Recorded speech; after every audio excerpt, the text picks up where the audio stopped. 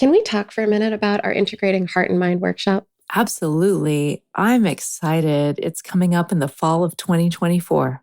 I'm so excited. We changed the format to make it more accessible to people with like work schedules and personal schedules. And so this time we're going to do it 3 hours on a Friday afternoon or evening, depending on where you're at, and 5 hours on Saturday for 2 different weeks in September.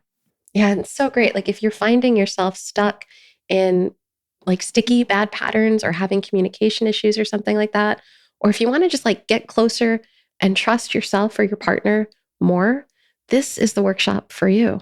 Yeah, and individuals are welcome, couples are welcome. If you're interested in really thinking through how to serve yourself well inside of your relationships, then we've built a workshop that will support you in finding the ways that are just right for you. To sign up, head over to our website at whydoesmypartner.com/events. We hope you'll join us. Welcome to the Why Does My Partner podcast. I'm Jules. I'm Vicky. And I'm Rebecca. We're your hosts. We're also couples therapists and messy humans bumbling through our own relationships every day. We met at a training, and our secret sauce is that we and our partners became fast friends. Between us, we have more than 40 years of experience holding hard relational questions with our clients. We're going to bring those questions here, and together, we're going to take a stab at answering those questions. This podcast is not a substitute for couples therapy. If something you hear in this podcast stirs something deep within you about your relationship, reach out to a couples therapist in your area. We'd also love to hear your questions, so don't forget to go over to whydoesmypartner.com to leave a question of your own. Here's today's question. Why does my partner insist that we should both agree on their version of what happened? Because their version's right. Sorry. Did you really just say? She did. She said that. Well, because we should always go awesome. with my version because my version is the right one. This is you, actually, who's asking for this. Did you write in this question, Vic? Exactly. I don't understand why Gabe does not always agree with my version of things. Totally wish we had a video camera in our house. Well, can we talk about why he doesn't? Because I actually do have an answer for this. I've got one too. I don't have an answer for why you are insisting he agree with you, but I do have an answer for why it's different. But can I just back us up for a second? Yeah. Like I like to say it like this sometimes for some of my people. Maybe both of you are right. Mm-hmm. Like if you were to go to let's say, I don't know, like a baseball game. Mm-hmm. Right? And you were like really busy, Vic, like watching the game. And you were watching like the outfielders and I don't know how baseball works, but like you're watching whatever's happening down there on the field. And you're watching sports ball is happening. Yeah. It's awesome. and Gabe is like trying to wave down some guy carrying beer and hot dogs and stuff like that. Sure. Yes. Right? You're both going to have really different experiences of that moment because your attention is in really different places. And that doesn't make one more right than the other. Sure. I so can't fight you on that part. Correct. That is true. And I say like the second base guy didn't catch the ball and he goes, yes, he did. Well, he either did or he didn't. Right. Well, we can talk to umpires about that one. Right. And also, you probably do have different versions of that, actually. And why would that be? Why would that be? Well, you have to tell me because we shouldn't. No, that's actually not true. It's actually completely normal. So because our brain is wearing history-colored glasses, and because every brain is built a little bit differently, what we are paying attention to and how we see what we are paying attention to is actually colored by our own unique life history and neuro landscape. Mm-hmm. Right? So what's going on there is, let's say you and Gabe were talking about something one of your kids said. Mm-hmm. And you remembered the kid said X and he remembers the kid said Y. Well, what you're seeing there is the kid probably said L. I was going to say But- Z, but yeah, same thing. Yeah. Because of your Yeah. history, you saw the kid saying X and he saw the kid saying Y because of his history. You're both wrong. The kid actually said L, but don't worry because the kid can't remember it either because the kid's looking at L through their history. And also your other kid saw them say A. So that's actually just normal. This is a normal dilemma. And the truth is no one is actually totally right. And everyone is probably a little bit right. There's this YouTube. That's a sucky answer, isn't it? Yeah, I really. think we it's just, a like- wonderful answer. Like I'm leaning Of course into. you do. I'm leaning into some of the science here, like the quantum physics type of science. Because quantum physics has recently proven that there's no such thing, you're going to hate this, Vic, as objective reality. There's no such thing. And part of the reason is they say, like, even in mathematics or something like that, if you're trying to prove an objective reality, everything comes down to like the way it's being measured. Who's doing the measurement? Yeah, but the TV is either on or it's off. So, like, if someone comes in and says the TV wasn't on, and I'm like, but I'm watching it right now and it's on, like, some things really are, it is or it isn't. That's all I'm saying. Not going to disagree. No, I don't have any disagreement with that. I don't have any disagreement with that. What I would say is that I want us all to embrace the nature of the differences in the way we see reality. Because if you try to get this thing not to happen, where we always agree on what it is that occurred, if you try to butt your head up against the wall of that reality, that we are going to see things differently and try to get them to your way, it's a recipe for pain. Yes. Pain for you and I pain wanna for your agree with partner. that. And that's the reality I want us to embrace. Not that we couldn't say, factually the TV was on or off. Fine. I'm not going to argue that kind of point. Factually, we may not know Becca that. is. And well, I'm not arguing a fact, but what I don't even want to argue it, but I just want to like kind of memory is interesting through time, Mhm. right? Mhm. And we might not remember the thing the same. There might be Oh, different we factors. definitely won't. We won't, right? Like there's Mhm. different factors that will lean into how we remember the thing. Oh, yeah. The second that you remember a thing, it's actually changing a bit as you remember it, right? Because as you pull it up, it's actually the memory is influenced a little bit by factors that are right now.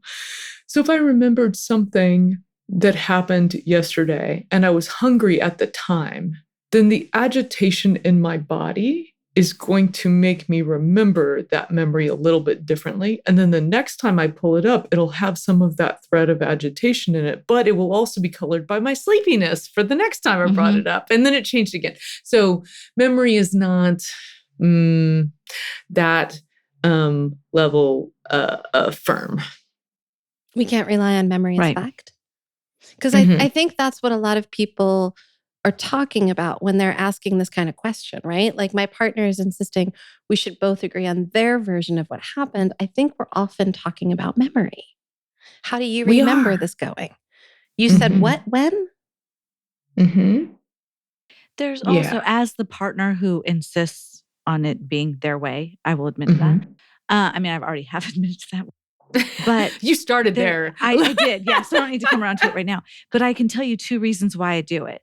So Mhm. one is the and then a downside of what happens when I do it.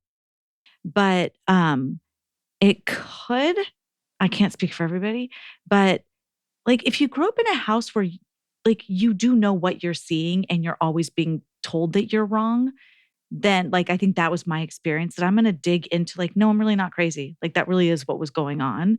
And so Jules, that's probably somewhat of what you meant by history colored glasses of like, That's I'm going to gonna- be go ahead. totally our why of why would you need really to hang on to this and validate this? Yeah. Because you grew up in a house where you were told what you were seeing was not what you were seeing. It was gaslighting, which Yeah. can make a person feel nutty. Like I don't have my ground underneath me, right? And So that's part of as a correction for that, we can say, oh, I'm not wildly off in what I'm seeing because you see it the same way I see it. And Am I he'll getting say it? this, like, yeah, like I can turn into a 4-year-old, like stomping my feet of like, how did you not see it this?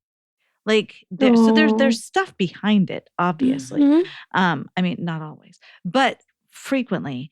And what I've Mhm. noticed too is that so often when we get into this dynamic, we go down such a path of which way was accurate that we actually lose sight of what we were really talking about to begin Totally. with. Say it again. So I wanted to Say make it sure I again. got Everybody into needs that to too. hear it. We will both dig in so much on the topic and the right or the wrong of that piece that we lose sight of what we were really talking about, which was Mhm. not that thing. Like we had this huge discussion once on like our extra refrigerator in the house. And I was trying to say something about getting a new fridge, and we got totally lost on how long we'd had the fridge we had. And this was like in Yeah. public, by the way, and no one else really cared. And 3 days later, I was like, oh, I was really trying to tell people what I really liked about what I wanted in a new fridge. And we got totally sidetracked on how long we had the fridge. Right. Now we haven't even had the discussion on whether We or not never we're going even to get a new fridge. We never even got to like the bigger thing. And that's like the issue that I bring up a lot with the couples I work with when you're digging into being right is that frequently, even if you both factually are right, by the way, and we've had those too. Well, if this didn't Mhm. happen, we wouldn't be here. Well, if this didn't happen, we wouldn't be here. We were both right. Neither of us could challenge Mhm. that.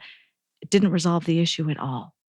Like you still, there's usually, I think, a deeper concept going on despite the whose perception is right or wrong. Totally. Mhm. And that detail doesn't really help. Speaking as Mhm. someone who cares about Yeah. that detail, right? But it's usually Right. not relevant to the bigger picture.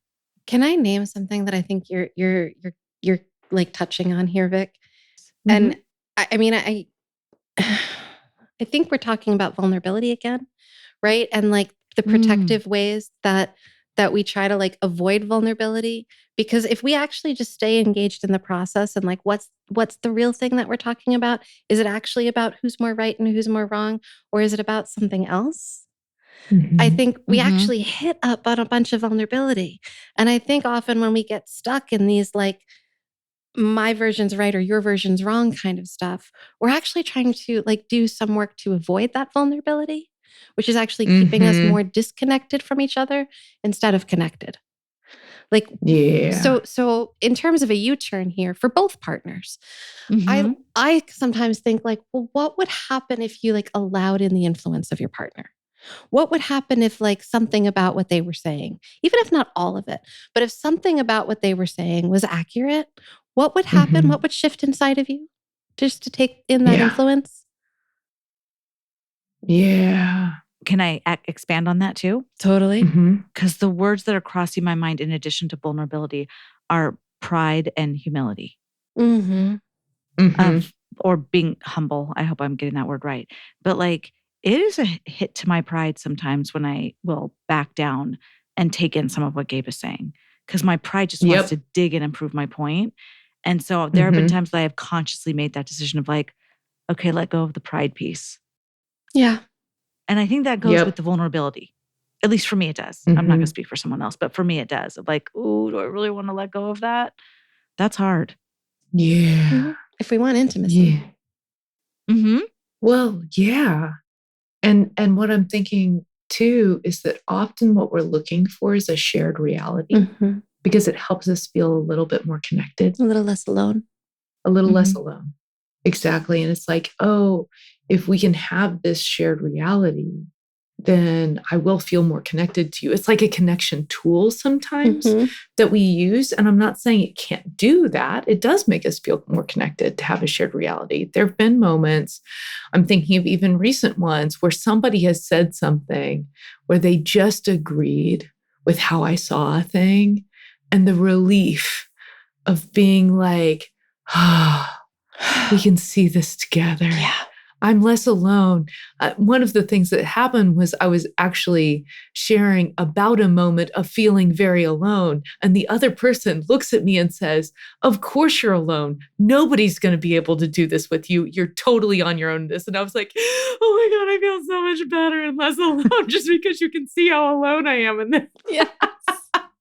And so shared reality really can do that. And sometimes it can do that so well that we might lean into it in like a protective or adaptive sort of way, where we're really leaning in and saying, oh, oof, I'm